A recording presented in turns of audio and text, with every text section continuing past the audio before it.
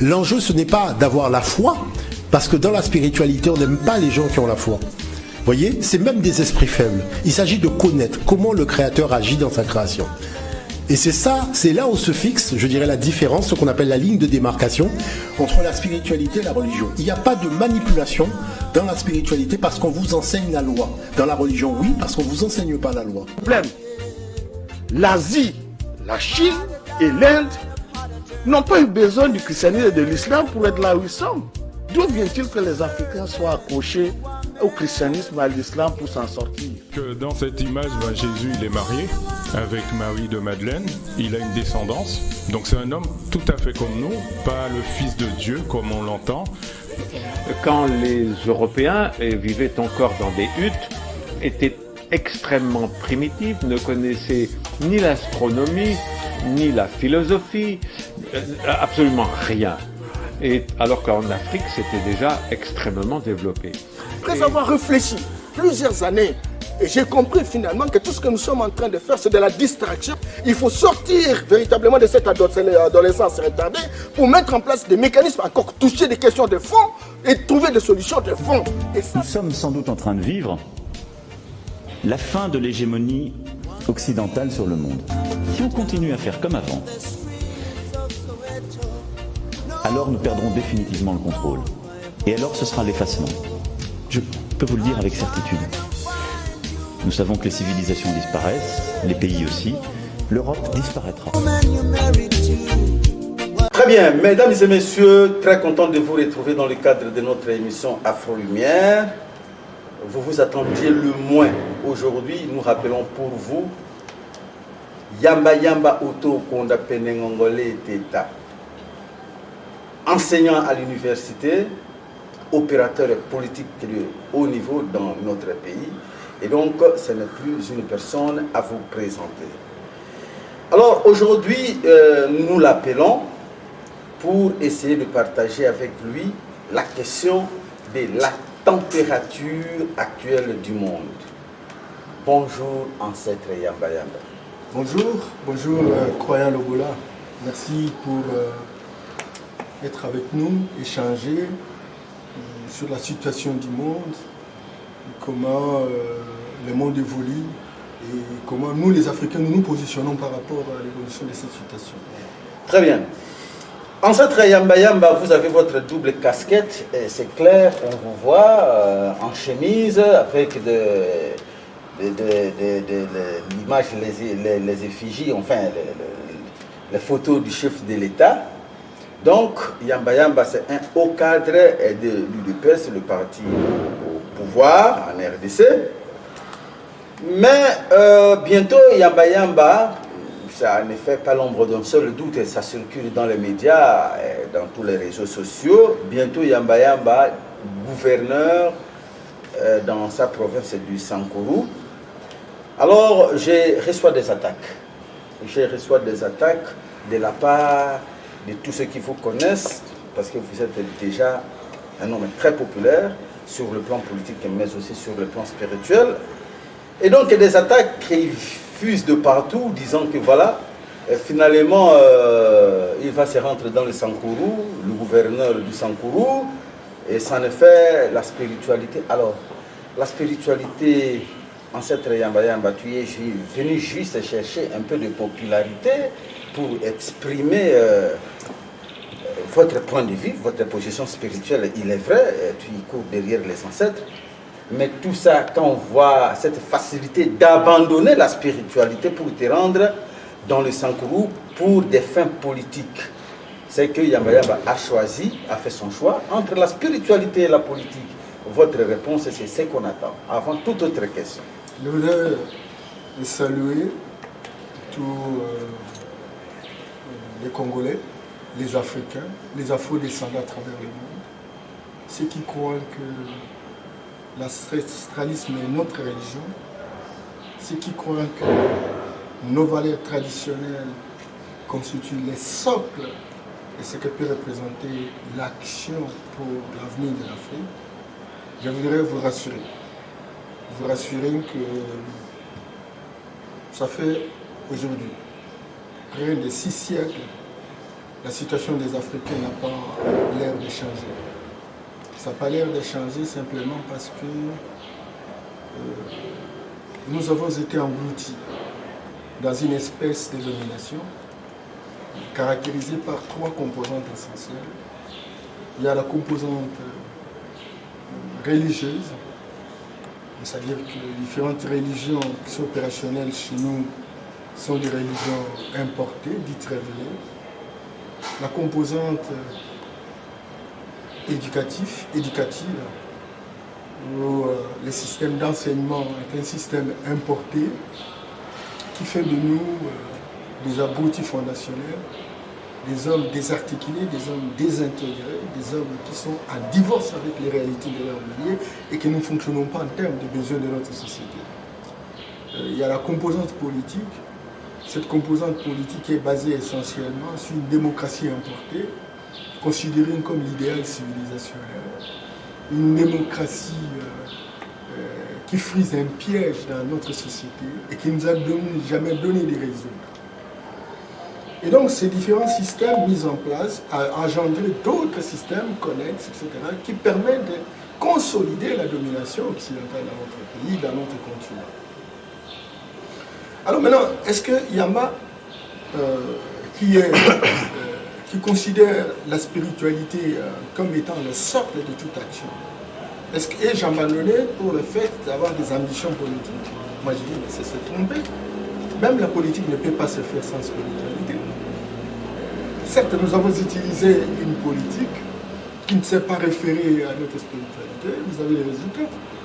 Ça va faire 61 ans, 62 ans presque. On n'a pas de résultats. On tente dans tous les pays de l'Afrique subsaharienne. À la différence, par exemple, de l'Égypte antique, où les Africains avaient leur propre spiritualité, et cette spiritualité était utilisée en politique. Alors, faut-il, quand on y va vers la politique, c'est qu'on abandonne l'aspect. Moi, je dis non. C'est une façon d'infiltrer la politique. Une façon d'infiltrer la politique. Tout à fait, tout à fait. Et comment on va concilier les deux? Mais les différentes composantes ont infiltré notre patrimoine culturel, y compris la politique importée. Alors nous devons, nous qui avons découvert la spiritualité, le système spirituel, comme étant la base basique de ce que peut représenter l'action de développement de notre société, nous devons infiltrer la politique pour qu'on puisse construire un ancrage territorial, sociologique et institutionnel. Si les hommes politiques comprennent cette dimension, je pense que ce sera le début du commencement. Je pense que demain, il y aurait beaucoup de panafricanistes, des gens qui adoreraient nos valeurs ancestrales et des gens qui, véritablement, seront conduits par la spiritualité. Et ça, c'est la responsabilité qui est la nôtre. Mais croyez-moi, croyant le Gola, on peut aujourd'hui se battre pour l'émancipation de notre race, mais tant qu'on n'aura pas inséré cette stratégie dans les systèmes politiques, on va faire une peine perdue. Il faudrait que nous puissions avoir des ambitions politiques pour permettre à ce que nous puissions naturellement aider à la prise des décisions stratégiques qui permettent à notre société de vouloir suivre la boussole qui est la spiritualité. Et ça, c'est très important. Mais tant que la boussole n'est pas la spiritualité, même si on fait la politique, ce sera la politique politicienne, ce sera un écosystème politique de pourriture intrinsèque. Et donc, moi, je pense, j'ai beaucoup réfléchi. D'abord, mon adhésion à l'IDPS, plusieurs années, et j'ai dit, mais comment je ferais pour faire valoir naturellement ces différentes valeurs traditionnelles ou ancestrales? Eh bien, écoutez, il faut que j'adhère et que je puisse influencer le projet de société de notre parti. Et au-delà de notre projet de société, eh bien, écoute, il faut que j'assume des responsabilités. Pour qu'il y ait une sorte d'espace d'expérimentation de ce que peut représenter l'action de notre spiritualité. Regardez, croyez-le, au Sankuru, aujourd'hui, c'est là naturellement que j'ai postulé, il y a trop de guerres récurrentes, j'allais dire des conflits intercommunautaires. Et actionnés pour la plupart des cas par les politiciens. Les gens s'entretuent, les gens sont en conflit de communauté en communauté. Or, c'est un même peuple, ici des mêmes ancêtres, qui s'est divisé en 6 territoires. Alors maintenant, si je suis au Sankuru, je peux faire appel, naturellement, à toute la notabilité de ces territoires qui représentent nos ancêtres stratégiques. Et ces ancêtres, nous allons les appeler pour construire une cérémonie où on appellera tous nos ancêtres qui sont partis, qui sont divinisés, qui sont dans un monde invisible. Tout en faisant la politique, vous allez développer d'autres dimensions culturelles. Tout à fait, tout à fait. Parce que, regardez, chez nous, nous avons pratiquement la même culture. Chez nous, dans nos villages, il n'y a pas existé de voleurs. Et vous savez pourquoi? Parce qu'il a existé des cérémonies qu'on appelle, en tout cas en Bandaga, je sais, la cérémonie de Mbondo. Mbondo, oui. Si on te donne le Mbondo, Ouais, si ouais. tu as volé, tu vas mourir. Le verre d'innocence. Le verre d'innocence, tu vas mourir. Mais si tu n'as pas volé, tu ne meurs pas. Et il y a aussi des endroits, moi j'ai vu, dans le territoire de l'Oména, dans le secteur de Bamba 1, une expérience vivante.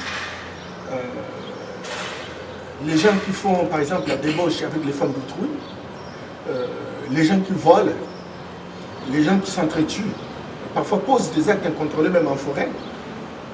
Tous les ancêtres qu'on appelle des Nkumi, des gens qui font partie de la passerelle entre les visibles et les invisibles, font leur cérémonie pour dire si quelqu'un entre avec une femme d'autrui en forêt pour faire l'amour, il va mourir. S'il vole, il faut que le vol se termine, il va mourir, etc. Et on termine la cérémonie. La plupart des personnes qui ont défié véritablement cela sont tombées. Et Donc une sorte de Chibaou chez OTT là. c'est ça. Et aujourd'hui. Et vous allez déterrer tout ça en cette Yamba Oui, Yamba. parce que. Vous passerez pour un petit sorcier là. Parce que la première action que j'entends mener, si je suis élu, c'est d'organiser cette conférence pour l'unité, la réconciliation et le développement. Ah, donc vous n'allez pas politiquement imposer ça, mais vous allez seulement réveiller les consciences de la jeunesse et de tout le monde. Et en faire une cérémonie au finish pour que tout le monde lave les mains sur une assiette et qui va permettre à ce que l'on signe le calumet de la paix. Et quiconque qui remettra en question cela devra véritablement s'en prendre à lui-même. Et ça, c'est très important. Et ça fait partie de valeurs ancestrales. J'ai vu ça en Inde, à New Delhi. Et lorsque quelqu'un fait tomber une porte-monnaie, même après 10 ans, même il y a, 10 ans, même après 3 jours, 4 jours, 5 jours, une semaine, il va trouver là où il a perdu. Tout simplement parce que personne n'est payé touché. Parce qu'ils ont mis en place leur cérémonie. J'ai connu même des investisseurs indiens qui m'ont dit à New Delhi, en fait, dans la capitale indienne, ils me diront, monsieur Yamba, vous savez, nous on a un problème. Nos ancêtres interdisent la corruption. Mais quand on est chez vous, même pour faire un petit projet, il faut qu'on nous demande, écoutez, au lieu de payer la totalité, payer la moitié, nous prenons la moitié et on donne à l'État 10%. Ces choses-là ne nous permettent pas véritablement d'évoluer parce que nous entrons en contradiction avec les interdictions de nos ancêtres. Et c'est là que nous ne pouvons pas beaucoup évoluer chez vous parce que la corruption est institutionnalisée. Donc c'est l'Indien qui vous parle des antivaleurs de chez nous, qui ne leur permettent pas d'évoluer. D'évoluer. Et vous savez, quand vous regardez même la Mahat, avec ses 42 lois, c'est interdit complètement. Absolument. Et nous entendons... C'est interdit chez nous en Afrique ici. C'est interdit. Depuis nos ancêtres. Depuis nos ancêtres. Et nous entendons mettre en application, à l'échelle restreinte, un certain nombre de lois de la Mahat pour construire la moralité, pour construire l'intégrité, pour construire la relation, pour construire la paix et les équilibres entre les citoyens. Et ça, c'est très important. Et c'est là infaisable. Vous savez, le Sankuru, ma province natale, c'est 104 000 km². C'est donc, vous pouvez vous imaginer, c'est 100 fois plus que la République Sao Tomé-Principe. Donc vous serez là comme un petit président de la République. C'est un président de la République. En principe, la décentralisation telle qu'elle est prônée dans notre pays aujourd'hui, c'est de faire des responsables des entités comme des présidents de républicaines. Et les gens n'ont jamais compris ça. Et la particularité de la décentralisation, c'est justement de considérer l'entité comme étant une entité qui est guidée par des valeurs ancestrales, culturelles. C'est ça la particularité de la décentralisation. Donc on ne peut pas aujourd'hui être, par exemple, à Bikoro, et puis il y a un cas de prostitution, ou je ne sais pas quoi, etc. Et puis qu'on puisse appliquer, avant d'appliquer la loi moderne, on se réfère naturellement à la loi coutumière. Et donc, moi je pense que ces choses-là doivent être commencées à être appliquées petit à petit au fil du temps, jusqu'à ce qu'on va stabiliser à l'échelle nationale, pourquoi pas remonter à l'échelle africaine.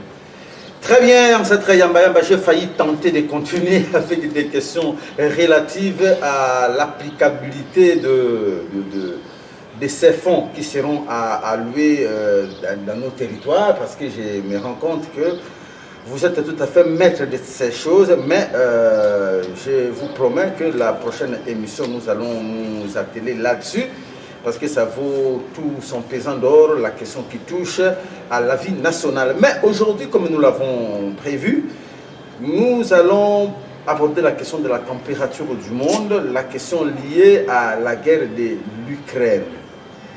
Ancêtre Yamba Yamba, la guerre de l'Ukraine, qu'est-ce que ça peut bien vous dire sur le plan spirituel d'abord et sur le plan politico-économique?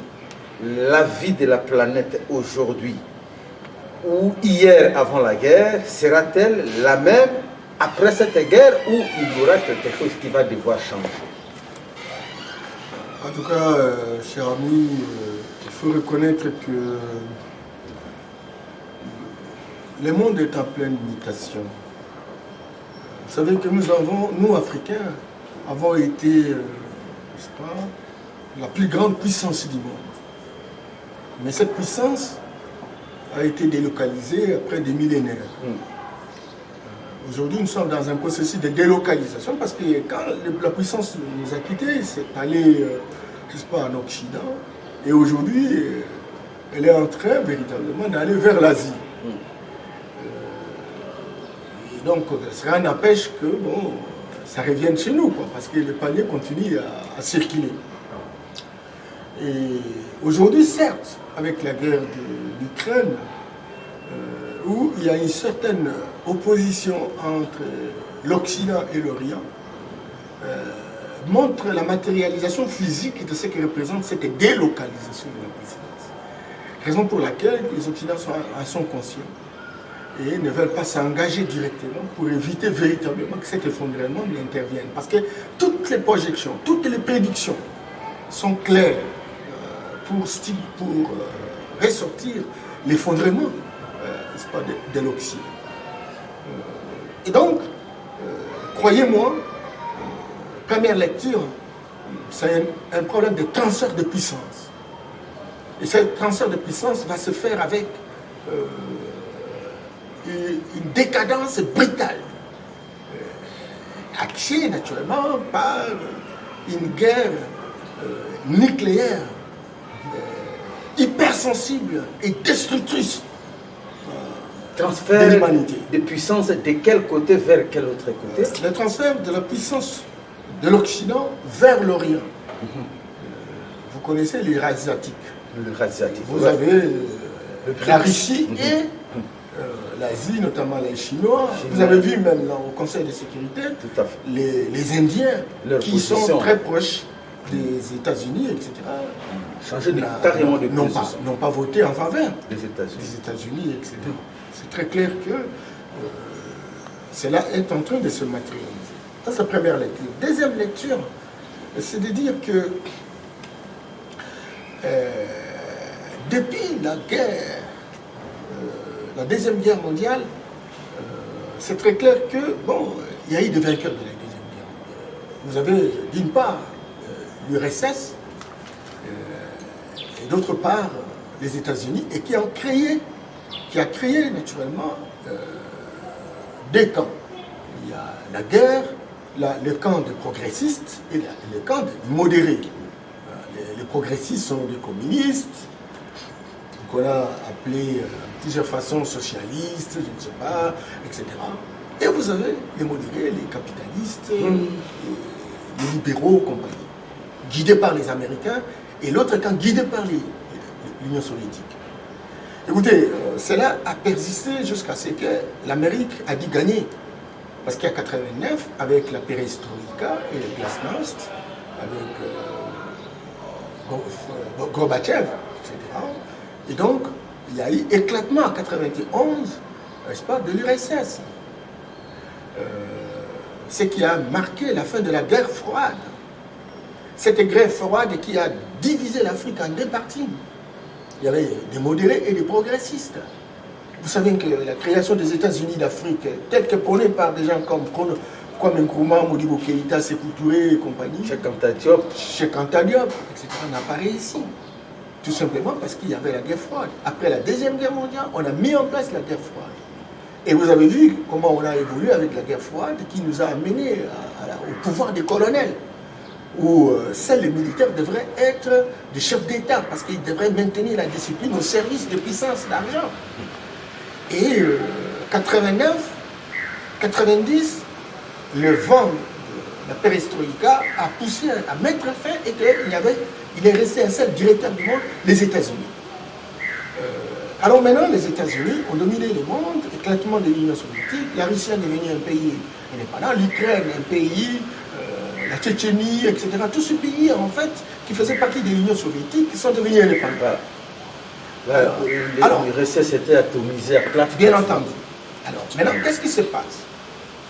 La Russie a commencé à s'organiser, suppléée par la Chine, qui devenait de plus en plus forte à cause de la restauration de son génie propre, au travers de la mise en valeur des sciences ancestrales, cette spiritualité qui est mise au devant de la scène et qui a permis de concurrencer les États-Unis.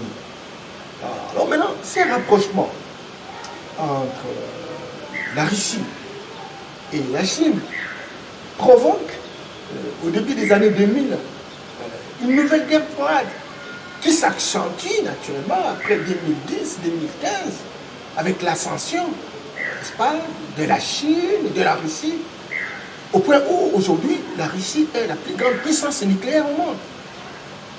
Alors maintenant qu'il y a deux puissances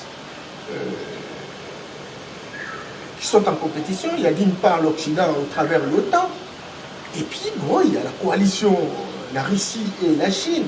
Aujourd'hui, d'autres pays commencent à adhérer, parce que l'Inde, comme la Chine, la Russie font partie du BRICS, vous savez, de puissances émergentes, etc., qui du reste est un terme impropre, parce que tous ces pays sont des pays développés, en fait. Mais même si je n'aime pas ces concepts, qui est fondamentalement paradigmatique, en tout cas, on est en train de s'amuser avec nous, en nous lançant des termes sur... et on en prend compte comme si c'était une réalité. Les Chinois, ils ne connaissent même pas que, bon, ils sont émergents. Les Russes, la même chose, etc. Les Brésiliens, non. Ils s'en foutent éperdument parce que ce concept est né aux États-Unis par les banquiers, en fait, comme pour nous bercer, dire que, écoutez, vous avez à tête tel chiffre, vous voyez, au moment pays émergent. Pays émergent. Comme s'ils sont les baromètres pour mesurer les niveaux, les capacités. Tout ça, ce sont des insultes à peine voilées. La propagande est cantatoire pour nous bercer. Ils ne peuvent prendre en considération que les Africains, en fait, maintenant, nous, on est en train de grandir. Et voilà donc, cette renaissance de la guerre froide, croyant africain, pose la problématique de la reconfiguration du monde. Ça veut dire quoi? Ça veut dire que cette reconfiguration va permettre à ce que, comme hier il y a eu des progressistes et des modérés, on va entrer dans le cycle où il y a des modérés et des progressistes. Ils sont en train véritablement de se disputer, n'est-ce pas, le pays. Hier, la République centrafricaine était dirigée, n'est-ce pas, comme vous le savez, par la France, qui était le pays colonisateur, mais qui a continué à coloniser au travers le franc CFA, etc. Et puis vous avez le Cameroun, tous ces pays-là, mais sous l'Égypte, sous le leadership des Américains. Mais maintenant, la Russie, qui est une autre coupole, et commence à se disputer naturellement avec les Occidentaux. Voilà, c'est comme ça qu'ils prennent. Tout le problème. Ils interviennent en République centrafricaine, où il y avait des Français, bien entendu, qui en avaient le monopole. Ils interviennent, n'est-ce pas, au Mali, vous savez ce qui se passe, etc. Ils sont en train d'intervenir un peu presque mercenaires dans Wagner. beaucoup des pays africains où il y avait des Occidentaux, etc. Donc, l'idée aujourd'hui, c'est de faire en sorte qu'on divise encore l'Afrique. D'une part, les pays qui sont sous l'égide des États-Unis et les pays qui sont sous l'égide, n'est-ce pas, de la Chine et de la Russie. Et ça, c'est important, et c'est ça justement la configuration qu'on est en train véritablement d'assister aujourd'hui. Alors, en cette Yamba Yamba, nous sommes déjà là-dedans, en pleine émission. Nous pensons plutôt notre réflexion sur la température du monde. Alors, la question réelle que nous voudrions bien vous poser, c'est celle de savoir comment la Russie, la Chine, l'Inde, il y a encore aujourd'hui la Corée du Nord qui veut s'impliquer dans cette logique et ils tentent d'embarquer toute la planète à leur sorte, talonnant ainsi, plutôt supplantant ainsi les États-Unis. Mais le problème est que c'est le dollar qui s'impose, le pétrodollar. Alors, on se pose la question de savoir comment la Russie va-t-elle s'en sortir, d'autant plus qu'elle est en train de subir des sanctions ciblées sur le plan économique. On est en train de saboter sa monnaie et à tous les niveaux, il a été bloqué dans le réseau SWIFT. Et tout ça, on se pose la question, comment la Russie va-t-elle réussir à faire la guerre non seulement contre les États-Unis, mais contre l'Occident? Et comment va-t-elle réussir à placer véritablement le dollar dans ce qu'on peut appeler en quelque sorte dans la tombe? Comment va-t-elle s'y prendre? Vous savez, actuellement, même les prédictions montrent très clairement qu'il y a eu une planification d'une guerre commerciale, d'une guerre économique entre les puissances. Donc cette guerre économique va se passer entre l'Occident et l'Orient. Raison pour laquelle, au départ, vous avez vu quand même que l'économie mondiale est dollarisée, mais le BRICS voulait créer une monnaie. Aujourd'hui, la Chine est en train de peser sa monnaie sur le plan international. Les échanges se font avec le yuan. La Russie, les échanges se font avec le rouble. Maintenant qu'on a pris un certain nombre de sanctions contre la Russie, entre-temps, 70%, toute proportion réservée, il y en a ceux qui disent 40% de l'énergie utilisée en Occident, notamment l'Europe, vient de la Russie. Alors maintenant, si on ne veut plus que la Russie puisse vendre, n'est-ce pas, son gaz, etc., la Russie aussi a imposé, parce qu'ils en ont besoin, qu'ils puissent acheter avec des roubles. Et aussi, c'est toujours en situation difficile, parce qu'on ne sait pas véritablement avoir des roubles si on ne s'implique pas dans la logique russe, etc. Donc, cette sanction, certes, a des effets négatifs sur la Russie, mais croyez-moi, la Russie a préparé la guerre. Et la Russie peut, pendant 20 ans, comme ça, perdurer, parce qu'il y a des réserves de plus de 350 milliards de dollars de réserves. 350 milliards de réserves. Et donc, c'est justement en prévision de ce qu'elle avait préparé. Certainement que la Russie n'a pas la même capacité que les Américains, parce que les Américains sont suffisamment avancés économiquement, militairement, etc. Mais la Russie a focalisé ses recherches autour de l'arme nucléaire, où elle a mis en place c'est quoi cette arme, ce missile balistique, voilà, hypersonique, Satan 2, qui peut faire 30 000 km. Donc on peut tirer à partir de la Russie et atteindre n'importe quel coin du monde. Et qui peut changer de direction même en cours de route. Tout à fait. Et aucun avion, aucun outil peut l'intercepter à travers le monde. Absolument. Et ce qui donne sa suprématie sur le plan international. Mais croyez-moi, faites attention, parce que les Américains aussi, ils ont mis 750 milliards de dollars affectés essentiellement pour la recherche militaire. Mais ce n'est pas pour demain, M. Yamba, parce qu'aujourd'hui, la découverte de cette technologie avancée, ça prend naturellement du temps. Mais alors, nous voulons profiter parce que... Mais il faut faire attention, croyant, parce que les Américains ne disent rien autour de cette découverte. Ça, les dires des Russes, mais les Américains, ils font des choses, vous savez, l'Internet ici, c'est depuis les années 50. Mais ils nous ont fait voir cet Internet à partir de quand? C'est dans les années 90. Absolument. Ah bien voilà, donc il est fort possible qu'ils sont suffisamment avancés parce qu'ils ont investi. La Russie a investi dans le domaine militaire en proportion de 60 milliards de dollars. Mais les Américains, 750 milliards. Et donc, c'est très clair que même le gaz ici, l'Amérique a des réserves qui peuvent suffire pendant plus de 100 ans, tout un siècle. Et comme c'est une guerre économique, l'Amérique aussi voulait avoir véritablement le marché de l'Europe. Ça, il faut comprendre que nous sommes dans une lutte plus intelligible.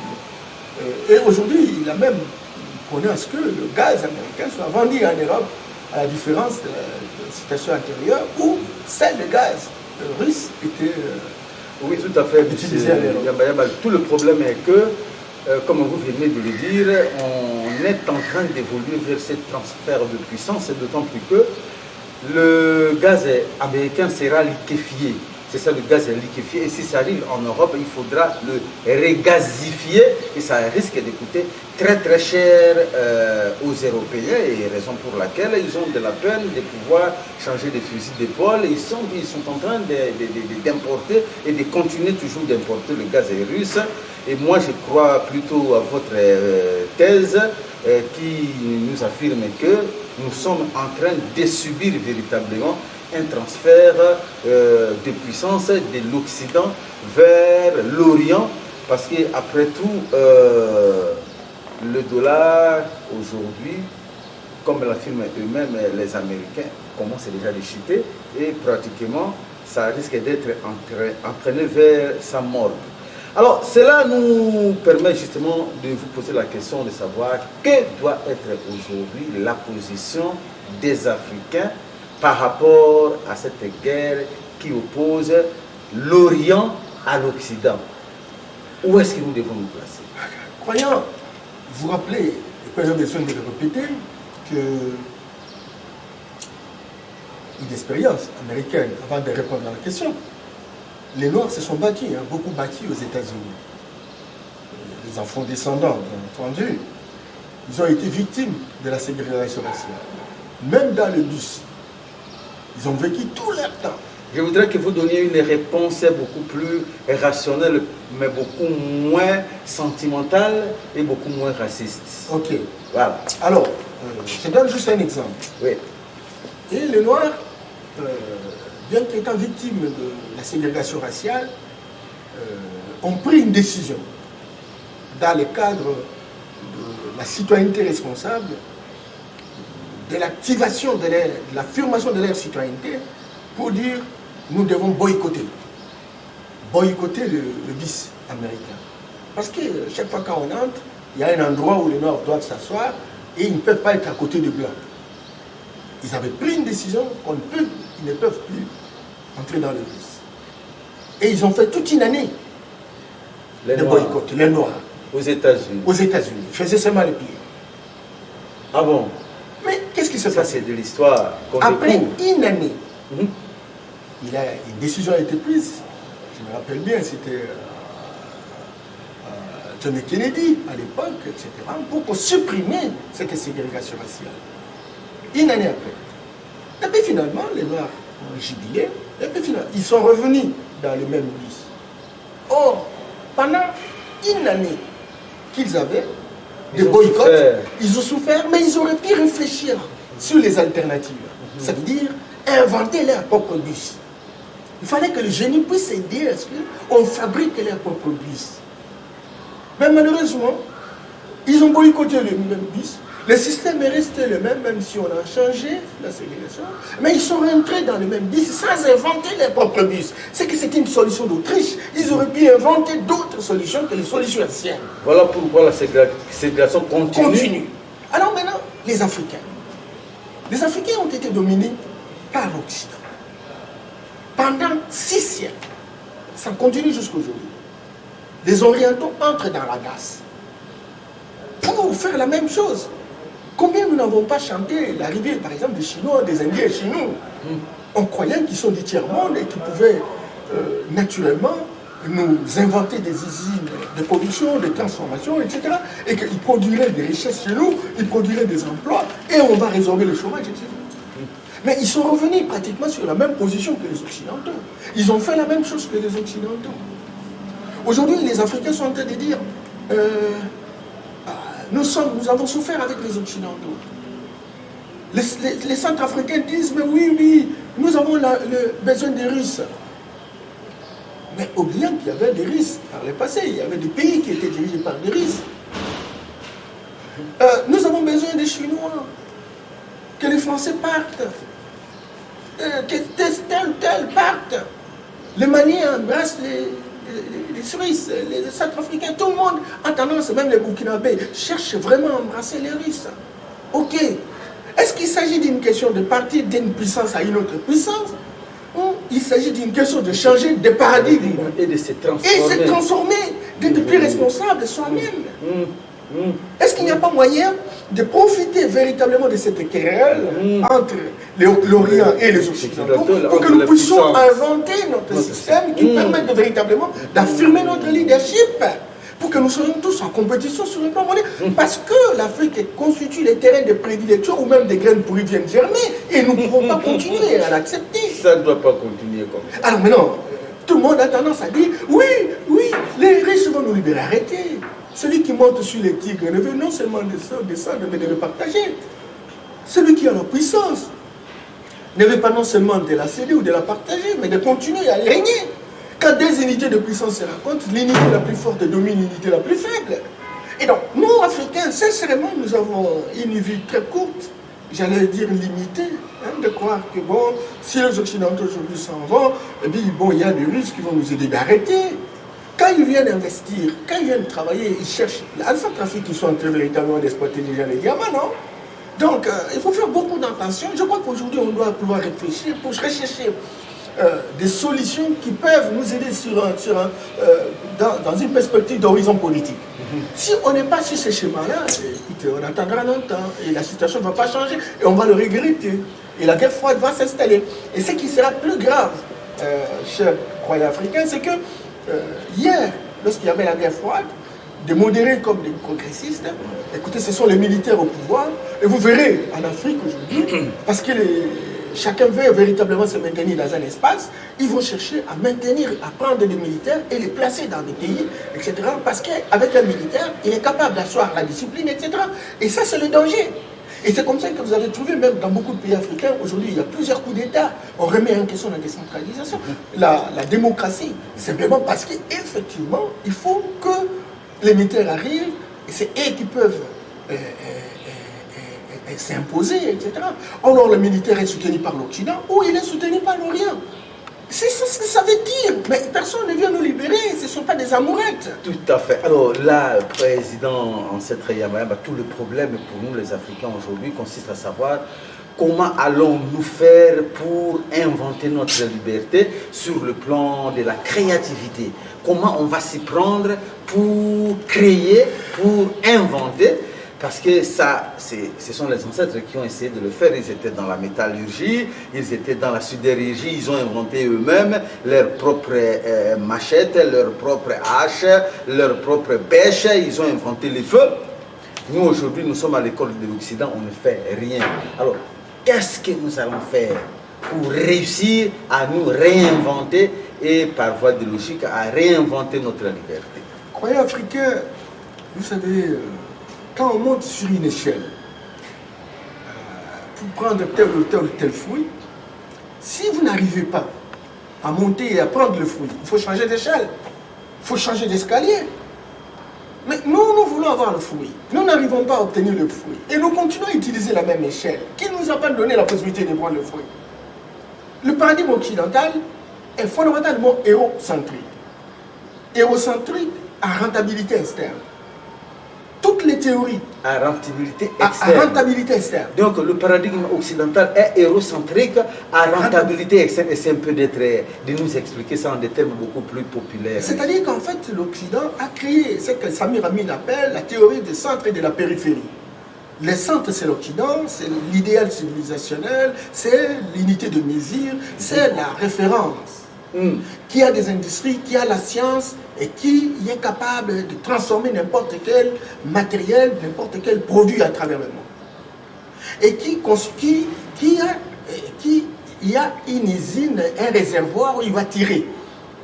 Le réservoir des produits, des minéraux, des ressources naturelles, c'est l'Afrique.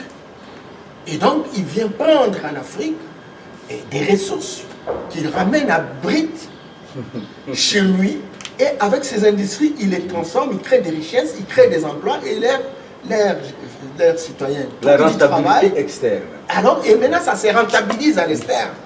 Et ça appauvrit, n'est-ce pas, notre société. Terrible. Et donc, ce paradigme-là continue.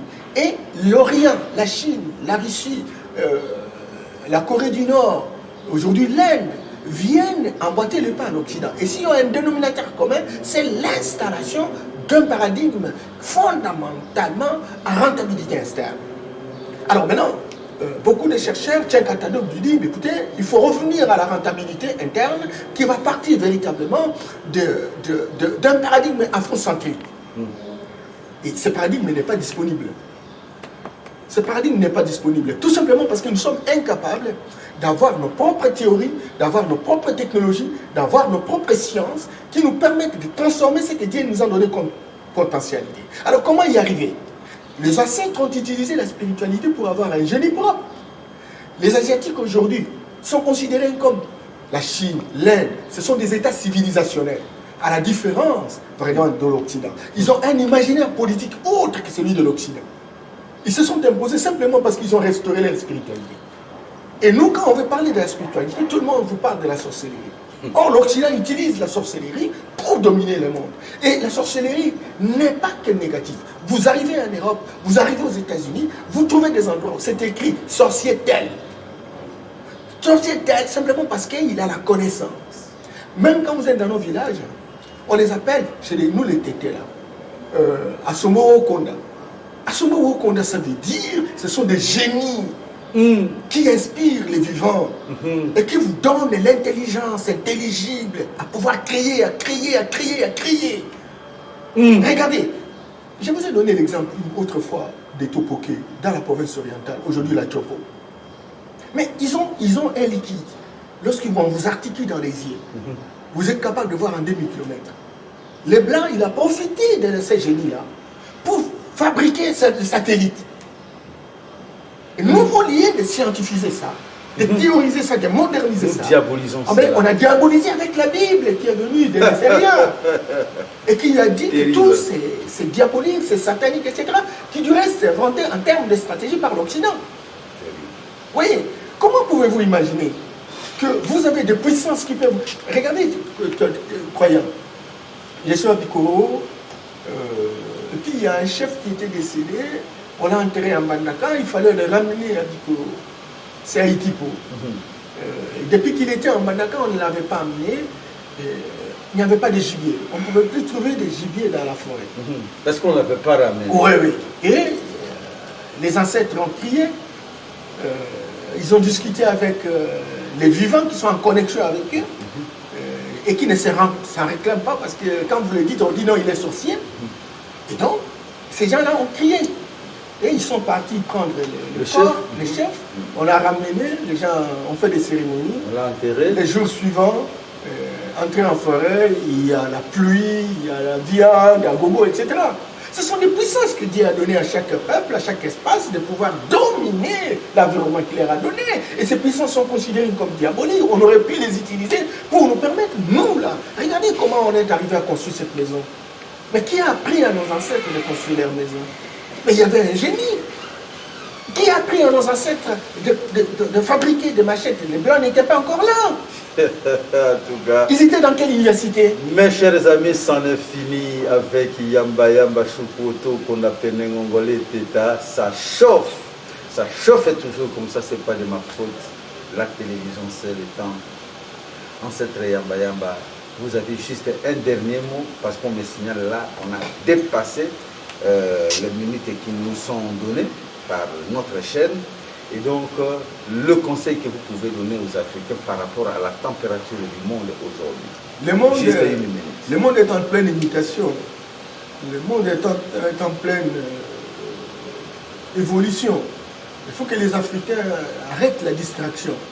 Je les vois en train de pouvoir discuter autour de la guerre d'Ukraine. Ils prennent leur temps, ils en font une discussion comme Ouera Jibé et compagnie, etc. Il faut arrêter des conneries. Il faut plus maintenant réfléchir pour dire comment profiter de cette guerre internationale pour que nous puissions créer notre propre alternative, etc. Et de manière que nous puissions véritablement nous émanciper. Ça, c'est le défi qui est le nôtre. Ne pas croire à cela, c'est parler d'une démocratie qui est l'ère fondamentalement de la vie. Absolument. Mesdames et messieurs, nous voilà au terme de cette émission. L'Afrique est en train de vivre la température actuelle du monde, une température de guerre, et pour l'ancêtre Yamba Yamba, c'est l'occasion et la meilleure qui nous permettrait de sortir de la prise de soumission de l'Occident. Et donc arrêtons de divaguer, arrêtons de vivre dans la distraction. Et pour lui, il n'y a qu'une seule option, la meilleure, c'est celle du recours à nos valeurs ancestrales. En dehors de ça, il n'y a pas d'issue pour l'homme noir. Mesdames et messieurs, nous voici au terme de cette émission, disais-je. Et donc, le prochain numéro, c'est déjà la semaine prochaine. D'ici là, portez-vous bien. Que la paix des ancêtres soit avec vous.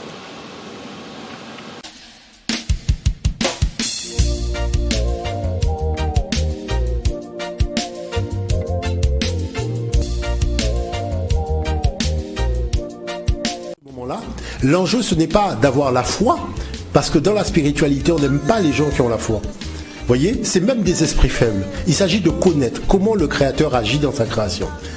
Et c'est ça, c'est là où se fixe, je dirais, la différence, ce qu'on appelle la ligne de démarcation entre la spiritualité et la religion. Il n'y a pas de manipulation dans la spiritualité parce qu'on vous enseigne la loi. Dans la religion, oui, parce qu'on ne vous enseigne pas la loi. Problème. L'Asie, la Chine et l'Inde n'ont pas eu besoin du christianisme et de l'islam pour être là où ils sont. D'où vient-il que les Africains soient accrochés au christianisme et à l'islam pour s'en sortir? Que dans cette image, Jésus il est marié avec Marie de Madeleine, il a une descendance, donc c'est un homme tout à fait comme nous, pas le fils de Dieu comme on l'entend. Quand les Européens vivaient encore dans des huttes, étaient extrêmement primitifs, ne connaissaient ni l'astronomie, ni la philosophie, absolument rien.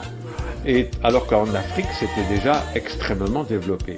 Après avoir réfléchi plusieurs années, et j'ai compris finalement que tout ce que nous sommes en train de faire, c'est de la distraction. Il faut sortir véritablement de cette adolescence retardée pour mettre en place des mécanismes, encore toucher des questions de fond et trouver des solutions de fond. Et ça... Nous sommes sans doute en train de vivre la fin de l'hégémonie occidentale sur le monde. Si on continue à faire comme avant, alors nous perdrons définitivement le contrôle. Et alors ce sera l'effacement. Je peux vous le dire avec certitude. Nous savons que les civilisations disparaissent, les pays aussi. L'Europe disparaîtra.